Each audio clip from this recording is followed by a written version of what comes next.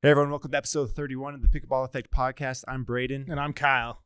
We're coming off Easter weekend. Did you have a good Easter? Yeah, dude, it was good. I was in Utah. I said that last week. Been traveling a lot. Happy to be back. But yeah, dude, had a lot of fun. You stayed home? Stayed home, woke up, did the egg hunt, church, egg hunt. Went to the parents, another egg hunt, and then crab leg dinner. So, yeah. Did you make it? No, they made it, but my kids love crab. They have expensive taste, so we they're like 5 and 2, 5 and 2, and they love crab, so we appeased them. Well, good. I'm glad you could take care of them. Yeah. Do you have an Easter candy that you're big on? No, all candy's good. The Cadbury eggs. You fan of those? My wife loves those. They're okay. They're kind of weird. Yeah. It's like they don't taste like chocolate. Yeah, they're kind of weird. Is your wife a little weird? My wife is definitely a little weird. To marry somebody like me, you got to be weird. So yeah, makes sense. Yeah, dude, it was fun. Then April Fools. You an April Fools guy? I did not play any pranks, but I did have a good time going through all the pickleball ones. Like, did you see the Jack sock? No, what was that one? So Selkirk has some socks called the Jack. Oh, that's pretty clever. Yeah, there were some funny comments though that it could be construed another way as a Jack sock. Yeah, we'll keep it there. Okay. So the Flying Pickle did one. Mm-hmm. Did you see that one? Oh, converting to tennis courts. Yeah, so they did some post. I didn't actually see it. My wife brought it up to me. She's like, "Braden, did you see what the Flying Pickle's doing?" Like she was like, "Oh no," thought it was legit. I'm like, "Babe, it's April 1 It's today." April 1. She's like, "Oh, I feel like such an idiot." There was a couple comments on Facebook of people that I know did not realize that it was. They were like, "Oh, we can share." You guys, come on. Oh, it's hilarious. I did this one with Carbon, where they had all the major reviewers do like a collab post where we're all like holding a cup, like a the baseball guy. I saw it. That was a good one. It was a good play by Carbon. I was thinking of doing something, but never got around to it. Yeah, but companies just jump all over that. Oh, absolutely. It's good. I mean, it's good day to do marketing. Zane did one with Pro XR and the Bird. I heard that he was leaving for Bird. Have you seen the Bird? That's a weird looking paddle. Yeah, exactly. How do you even describe it? It's undescribable. Ergonomical. Is that the word? That's what they say. Anyways, it was a lot of good stuff out there. I'm sure we'll see more today. But this is a story I wanted to tell you from earlier in this week. So I was playing here. I think it was on Tuesday. I had just finished. I was walking off the courts. I was leaving the place, and a guy I had never met before comes up to me. And he's like, "Hey, you look familiar. Are you the Dink Smash media guy?" Yes. And I'm like, "Man, Kyle's been on 2 pods." Yes. And I'm already a Dink Smash guy. This is now the Dink and Smash podcast. That's funny. It was that I got a good kick out of it. Did you have your camera with you or something? Or no? He just saw me. Oh, that's he must have saw us on the pod. Okay. And then this is the Dink Smash pod. And I'm okay with that. No. But no, seriously, dude, we've been getting a lot of really positive comments about you. I've gotten several emails this week from people just saying, "Yes, keep Kyle. He's really enjoy your guys' conversations. Keep it up." So. Well, this is my 3rd podcast, so I've made it this far, guys. If he's gonna cut me, hopefully it might be after this podcast. This might be your last. This might be my last one. So if it is, thanks for watching while I was here. Yeah, I'm taking applications. If anyone's interested, just drop a note in the comments. Tell me why you're qualified, why you're better than Kyle. And he may think it's easy, but it's not. Yeah, it's true. Anyway, so that was fun. Yeah, I was in Utah this week, so I did play some pickleball. I did a couple of Moneyball events. Utah has this thing, or at the Picklers, they have like leveled Moneyball events. So every like Thursday or Friday night, depending on what level you play, you pay $10. You go, you do like a round robin, get seeded, and then it's a single elimination. And they just pay out the top 3. They started doing something similar here. Sundays, Susanna does like a 5-0. Yeah, but I haven't. Sundays is a hard day for me. Yeah, so I haven't been. It's a hard day for a lot of people. Have you done it? So no, because Sunday is like family day. Really. So yeah, my wife wouldn't be happy. I'm like, "You want to play pickleball?" Yeah, that's how we are too. But they do it on Thursday night, so I did go do it. So one of my buddies, his name's Matt Arnell. Okay. He's better than me, and he invited me to do the 5-0 one with him, and so we actually won it. Oh, nice. So that was cool. How much money? We both took home $70. Not bad. We put in 10, got 70 back. Then my brother and I did another Moneyball event on Friday night. My brother's, he's more of like a 4-5, 5-0. Yep. And this was like a huge, there was like 45 teams in this thing. It was just massive. And so normally they have it split up by levels. They have like 5-0 and then 4-5 groups, but they opened it up to 4-5 plus, which essentially means This is a 5-0 tournament with 4-5 money. Yeah, absolutely. Most of the time. But you get a lot of those 4-5 groups that are in there. They want to go kind of test themselves and see how they do. But we did the round robin. We went 2-2. We won our first round and then lost in the second round. But a lot of really competitive teams there. But that was fun. But yeah, I wanted to start doing the Moneyball stuff here because it adds like a little extra pressure. Absolutely. And that you just don't get from rec play. No, you get a little more nerves. I mean, you get a little tighter. There's a little bit of money on the line, but it's not enough for it to like hurt you. Right. And I think it's good. It is. We had one while you were gone. There was one with them in yesterday. Oh, the 9-0 one. Oh, Saturday.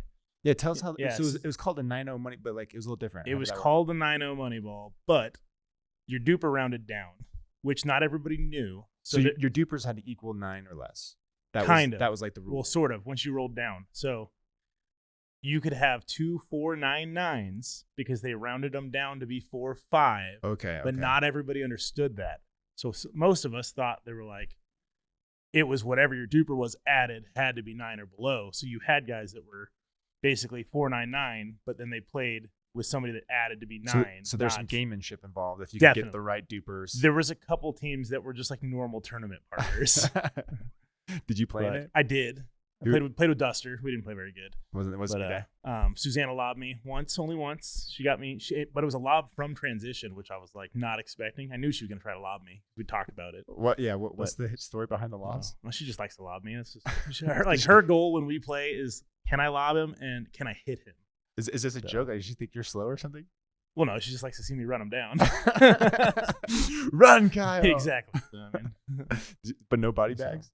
Well, I got body bagged in my last game, but Susanna didn't body bag. As long as it wasn't Susanna. Exactly.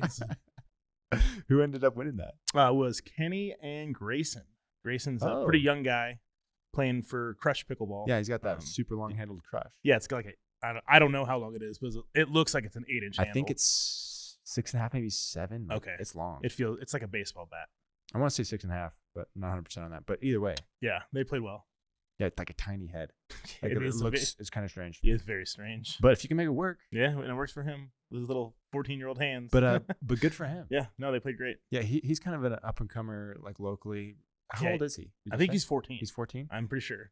Yeah, he's got a lot of roadway ahead of him. Yeah, and he's got super supportive parents that are like pushing him, so he'll either burn out or be pro. We'll see. It's one or the other. Exactly. There's no in between. Nope. All right. So this was another thing happened in Utah I wanted to get your take on. So my brother lives there, and he went to like this tryouts for this. Like, he went to the combine? Yeah, he did. But it was a okay. You've heard of I've heard of the Utah combines. Yeah. So this was like on a little smaller scale, but same idea. So for those listening, I only know. I mean, we're close to Utah, and I know people from Utah, so we've talked about it, or I've heard about it. I don't know if they do this in other places, but they don't do it here. But what they do is they say, okay, there's going to be 6 teams in this league. It's 4 or 5 plus. There's going to be 6 team captains, and then there's a tryouts day. So you don't sign up with a team. So that there's 4 guys and 2 girls per team. You show up on tryouts day. They do like this They didn't do it. It wasn't super combine-y. It wasn't crazy serious like the Sundance League that they do. But they had each captain. They also play. So the captains were pre-selected. They're all sitting at a court, and then you just play game points for 7 minutes on each court. So they don't make them do any other drills. It's not like hit 100 drops. No. Okay. Yeah, no drills. They just played points. All right. And then, but there's like a lot of money on the line in this league. So if you win the league, like there's several $1,000s prize money for first, second, and third. So there's definitely incentive for the coach to do well and pick a good team. Is the coach also a player? Yeah. Okay. Yep. Coach is a player. But I want to get your thoughts. Like, do you think that's cool? Like this idea of the draft? I love it. I mean, I'm super competitive. And like when we played softball, people tried out for softball teams and stuff too. So adult softball, they had tryouts for like, C teams, B teams. Like you had to make the team. Oh, that's cool. So yeah, I like the idea too. I thought it was a little different. Like you're gonna get paired with different people you don't know, and if you don't know people, it's a good way to get in. Absolutely, especially if you're a competitive player.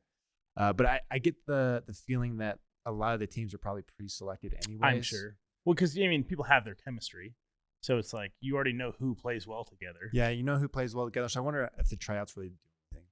I'm sure there's like some outliers that make their way in, but like you said, I'm sure most of the teams are basically pre-selected, and that's just like a formality, or even just for fun. or to Yeah. find those outliers that are. There's probably a couple. So there was like 80 or something people that tried out, and they took How many about teams total? 40 or so Okay. people. So there's 6 teams, I guess, like 30, 40-ish people. Did you have to pay to try out? Yeah, so you pay the fee. So to join the league, it's $125. And then if you go to tryouts and don't make it, they refund you $100. So they're going to keep 25 of it no matter what. Okay, that's not. So you are kind of paying to be in the tryouts. But Exactly. I like this idea. Like, this was kind of fun, different, unique. Like, part of the reason pickleball's fun to me is it's a competitive outlet for me. Like, I played sports my whole life, and this is a way to get those juices. Absolutely. And so I think that was fun. I like that they do that. And I like that they're starting to do the Moneyball here. But I hope they start doing it on a different day. I'm sure they will. During the week would be nice, like a Monday night. Yeah, like any other Exactly. night. Or like a Saturday morning. I don't know. Like, just something. Not too early, though. Even if it's late. Like, we played Thursday. The Thursday night Moneyball started at 8. We finished at 11:30. So we went longer because we kept winning. So you stay longer if you win. But like, I could do that, 8 to 11:30 any night. We started. I mean, when they first opened the round robin, that was late. That was a little too late though. Was that 9 to 11? Yeah, that was 9 to 11. Yeah. But yeah, that wasn't Moneyball. That was No, that was just round robin. Yeah, we could have. The showing for that would have been good to start doing a Moneyball at that time. Yeah, and like, there's obviously people that showed up. Like, that was for like a handful of weeks. We got a bunch of people Very there. popular. Yeah. So that, like, I feel like that'd be a good time. Okay, one other thing that came up this week while I was playing, before we jump into these other topics, because there's a lot of news around the professional scene this week that is really interesting. We're gonna dive into, but this was a rules question. Like, I feel like I know the rules pretty well, but like, this is the first time in a while where I ran into a scenario where I didn't know what the answer was. So I'm gonna throw it by you. I'm gonna see if you know the answer, and then we'll tell people what it is. So I went for an Ernie. Okay. But the ball I'm going to hit goes into the net. So Okay. I didn't have a chance to make a play on the ball. Got it. But my momentum carries me across the plane of the net. So if the ball goes over and I miss the ball on my Ernie attempt and cross the plane, I know that that's a fault on me for crossing the plane. Correct. But because the ball is dead or hit the net and then I cross the plane, is that a fault on my part? So I say it's a fault on your part because when the ball hits the net, the ball is not technically dead. The ball could still roll over the net, even if it hits the middle of the net. And you don't think there's a possibility. I don't think it's dead until it hits the net, and then it hits the ground. So that's a timing thing. So until the ball hits the ground and is dead, if you cross that plane, it's still a fault. Okay. Unless they hit the net post, obviously, then it's automatically a ball. But the net, because you've seen some hit pretty low that still somehow have enough top. That makes sense. So it's not actually dead when it hits the net. No. It's dead when it hits the ground. Yeah. So if I think I crossed the plane before it touched the ground, in which case. But you might, if you don't know for sure, and that's the thing, it was rec play. It was rec play. I mean, I'd probably just replay it because it's like that's a timing thing. A ref would have to see that because, the difference in time between the ball hitting the net and you crossing, or hitting the net, hitting the ground, and you crossing the plane, that's happening so fast that if you're legit playing that point, you probably can't tell what happened first. Yeah, I wasn't 100% sure because it happen so fast. Yeah. I'm not like staring at the ball No, the whole exactly. time, but I felt like I crossed the plane because I was pretty close to the net looking for the ball, and then it hits, and then I was like, oh, I thought I won. I just kept moving forward. Did they call you on it? So we did. We ended up calling a fault. Okay. And I wasn't sure until now. That makes sense because it is possible it could go over the net. If it hits the ground, that's when it's actually a dead ball. Yeah. And so if you cross the plane before it touches the ground, fault on the Ernier. But if it touches the ground before I cross, then the ball was dead. The ball was dead. Okay, that's an interesting one though. Like, that's kind of a nuance that I didn't know the answer was. Yeah, because it's not like the momentum rule that doesn't end because it wasn't, you didn't volley the ball. That's just crossing the plane fault. Yeah. Okay, that's cool. Well, there we go. There's rules clarification for y'all, since I'm sure that happens all the time. All right, dude. So tons of news around MLP and all this stuff coming up. Fill us in on what's happening there, and let's talk about it. So I think one of the biggest things that came across is that MLP teams have to pay an extra $20,000 to the league to undraft any to draft any unsigned player. So anybody that was not signed. So like in layman terms, okay, I'm not a signed PPA player. I go put my name in the draft. I get drafted. That means they have to pay $20,000 They have to pay to the league. $20,000 to put me on their team. Yep. So I think like Guh, which we were corrected, that's how you say Yes. his last name, because he was not a signed player, or at least hasn't signed up till now. I think to have him on your team, you got to pay $20,000 to the league. that's dumb. So it's the league incentivizing drafting the players that were already signed. Like heavily incentivizing. exactly. Like 20,000. That's no small. So like, Well, who else is there? Like I think the Johnsons. Johnson's, They're not technically signed. Nope. So you'd have to pay. Johnson for them. Camp, you would have to pay for them. I think they said they're not playing MLP anyway, but to draft them, you would have to pay $20,000. But that's a $20,000 that honestly might be worth it. Yeah, they're It'd be less top attractive. 5 player. Yeah, so it'd be less attractive to pay the $20,000 on a hope that they're, somebody that's like got upside but hasn't proven it yet. Right. And then there's a lot of like middle tier pros that are Middle that way. tier So like, so you have Susanna Barr. Like, Susanna's she's our local, not she's playing. affected this way. Like she would be drafted. So, Otherwise, no, because she's under a different contract. She doesn't have her MLP contract anymore. Oh, So- really? Yeah, so she backed out. Megan backed out. No. I'm saying like if this rule wasn't in place, she would probably be picked up. Oh, I think so. So that like because of this rule, she probably won't get drafted, or there's a chance she won't. Get drafted. When she pulled her name out. Well, But she pulled yes, her if name her out. name was in, and there wasn't the $20,000, she would be drafted. I would be willing to bet. Yeah. on that. What do you think? Like, is this like a power move by I think PPA? it's- Like, do you think this is smart? Was it UP? It's UPA now UPA because they're now. combined. But I think it's just to protect themselves. I mean, they want their players that are signed on their contracts to get drafted into their league. So are they concerned that there's going to be players that are PPA contracts that don't get drafted, and they want them to get drafted? That's what it feels like. I mean, to me, that's what that feels like. Or they just need extra money, and they know So- those players that are going to get paid to get drafted. So someone that comes to mind would be like Airbender. What's his? Oh, Kwangdong? Kwangdong. So he's like a PPA contract. Yeah, he's player, he's contracted. So but I don't know if he would get drafted. I don't think he would. No, it's because his doubles game is not Right. Yeah, And so are they trying to get the Kwangdongs drafted? Is that what they're going for? I could see that.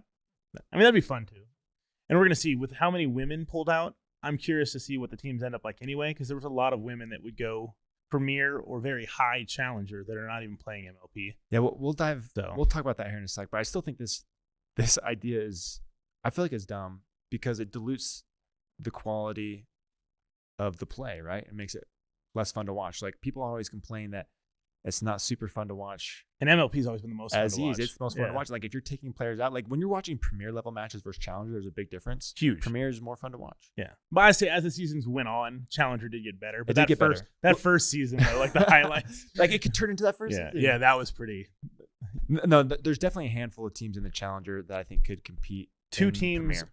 in Challenger also just dropped out completely. So there's no longer Milwaukee, and there's no longer ATX. They just don't exist. Don't exist. They're out of Challenger.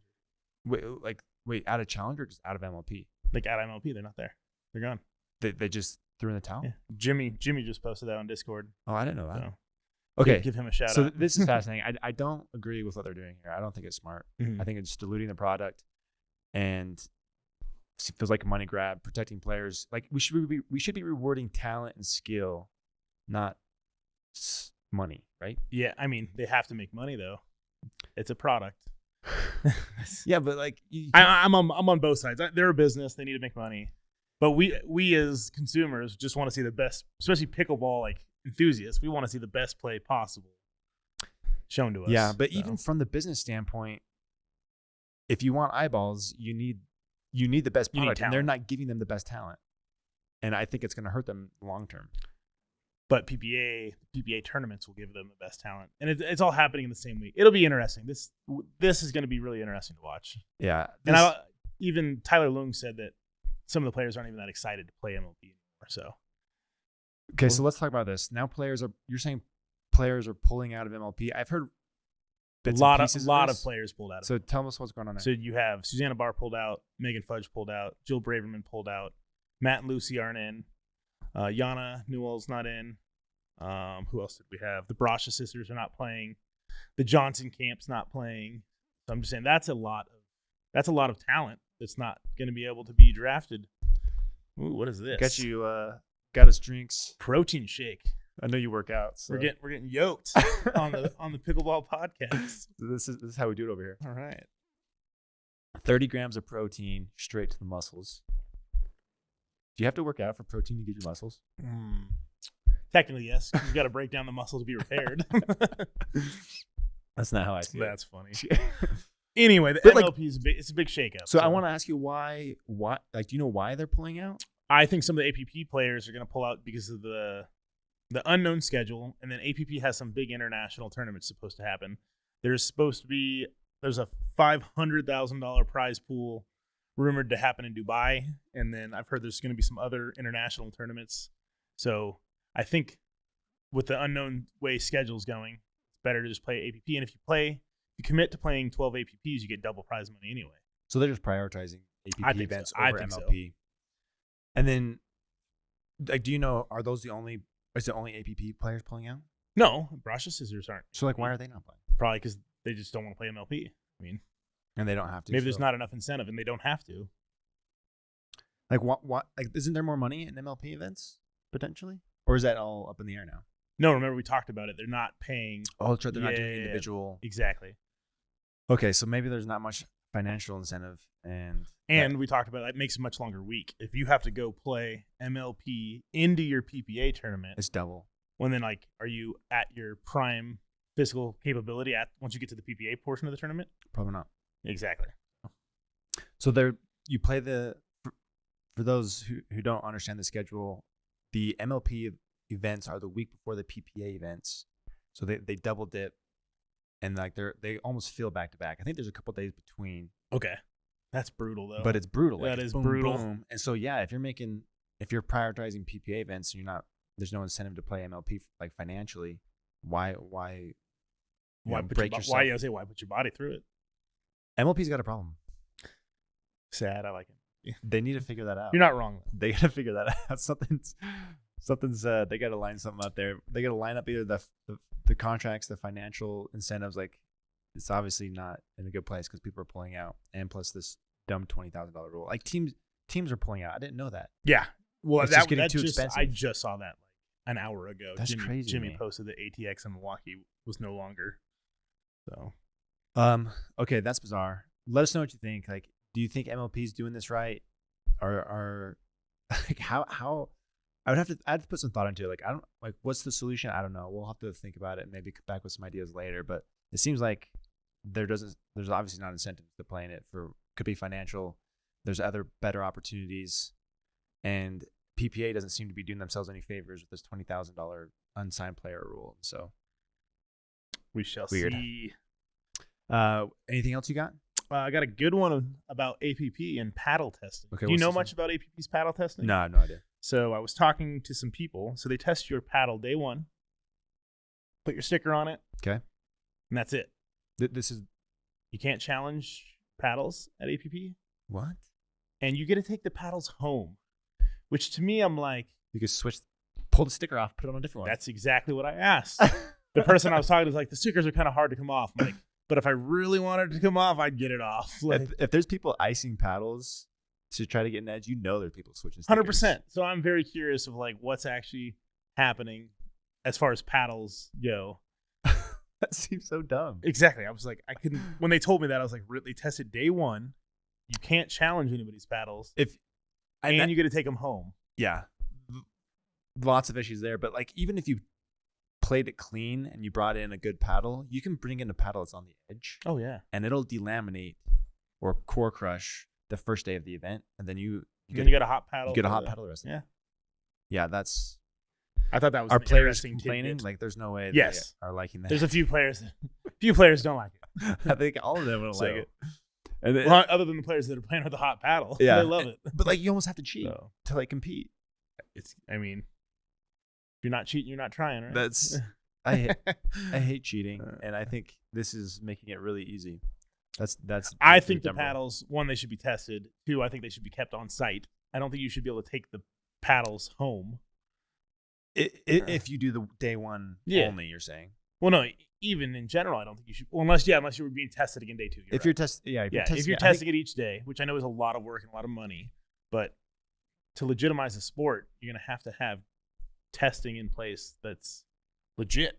100% agree. Yeah, that's not a good rule. Pretty sure PPA does it that way. So, where they test I think daily. PPA is much more stringent with their testing, and you can you still challenge paddles?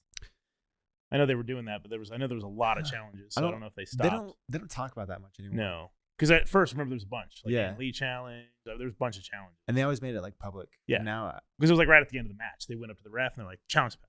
I would think that they're still challenging, but they're just keeping under wraps a little more. Hmm. I don't really know the answer to that, but I would think that's still a thing.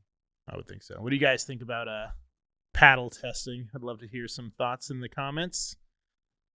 So that's really it for news. Just the APP stuff, the MLP stuff. Okay. We'll finish off here with Paddle Babble and gear then. So I just published my Azul review, and I had briefly touched on it in the last pod. So this is a Kevlar carbon fiber weave from a newer brand called Thrive, and it plays hotter than other Kevlar paddles I played. So we were just testing them before so you could get a feel for it. So I thought I had a good sense of what Kevlar brought to the table until I played this paddle. So before I tested and reviewed this, Kevlar to me meant a more muted plush feel over carbon fiber, but still similar performance. Mm-hmm. So if I was picking between, say, example, the 6.0 double black diamond or the 6.0 ruby, which have the same shape, different facing materials, they perform very, very similar with their control and power outputs, other than they just feel different. And it's just kind of a preference of feel. Like, okay, I like the crisper feel of the DBD, or I like the more muted kind of plusher feel of the ruby. Yep. And you just kind of pick which one you want after that. Pick which one you want based off of that. But this one, there was I guess before I jump to the Azul, I've also played other Kevlar paddles, like the Pickleball Apes one is one that comes to mind, that also had the same kind of plush, muted feel. So it felt similar to the ruby? Very similar to the ruby. And so I just kind of thought that that's what Kevlar was bringing us, just a little different feel, not really any change in performance. But this one changed.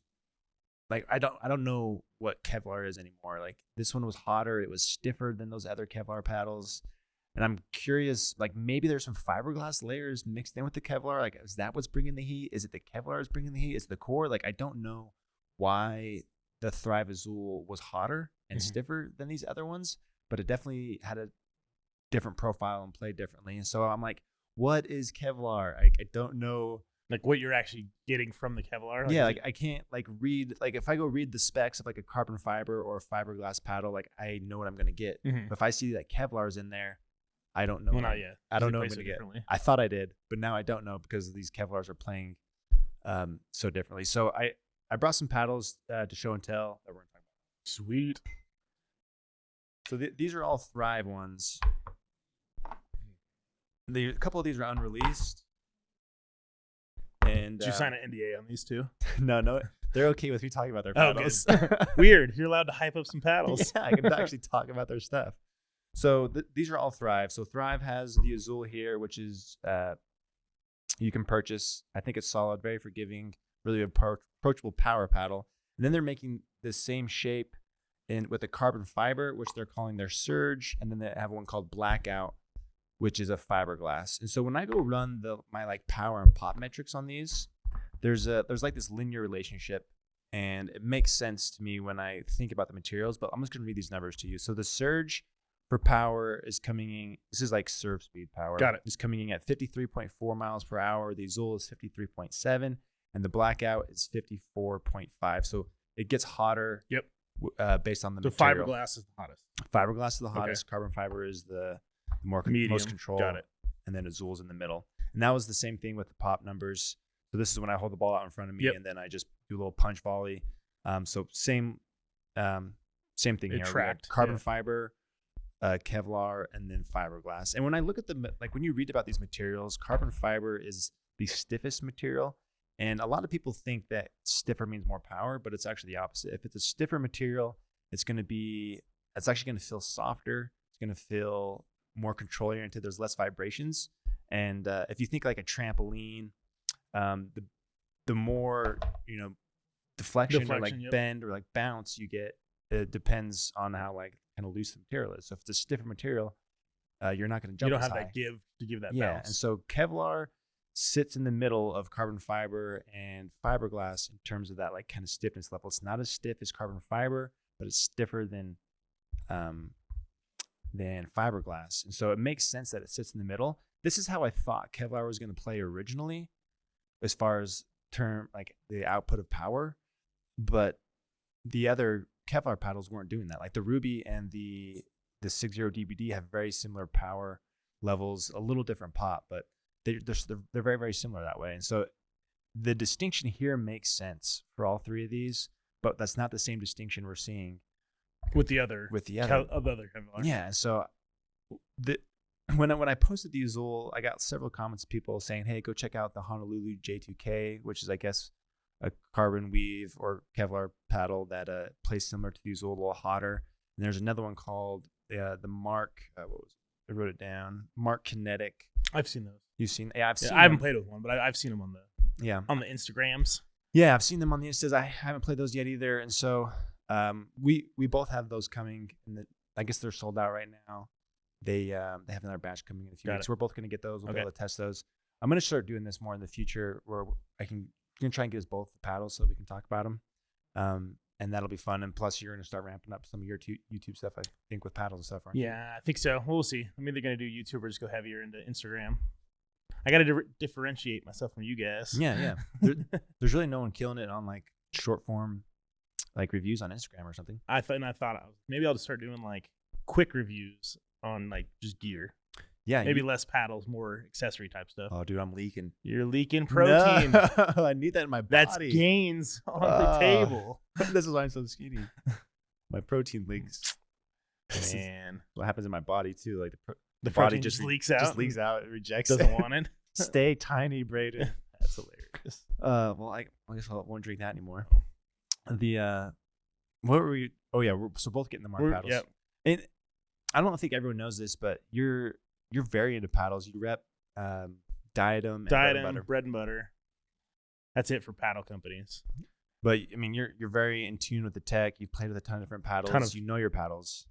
I have. I've had a lot of companies ask me to rep for them, but I've only. I'm kind of selective, and now even less, or even more so, because now I'm pushing more paddles through the pro shop here. So yeah, you're like part-time working. Part-time working here, so doing some pro shop stuff and some media stuff. So, which is cool. Yeah, you're the perfect guy for it.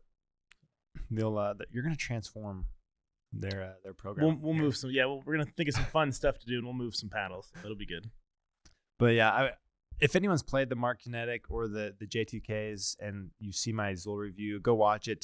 Let us know if you think it's similar and what your experience is with Kevlar. But the jury's still out. I don't know what Kevlar is going to bring to the table. It seems like it fluctuates more than these other two. And so that's kind of to be determined. Do you know the price on this fiberglass paddle? So the Azul's $200. Okay. 180 with discount. I imagine these will be the same. They're going to come out with the Surge first. The Blackout. So we were hitting this before, and it rips. Yeah, I was very surprised. It's really hot. I was impressed with the fiberglass. Yeah, it does. I liked it. It does have a stiffer feel. That's another thing. Like the feel of all three of these, like it's softer, medium, stiff. And yeah, this thing was smoking.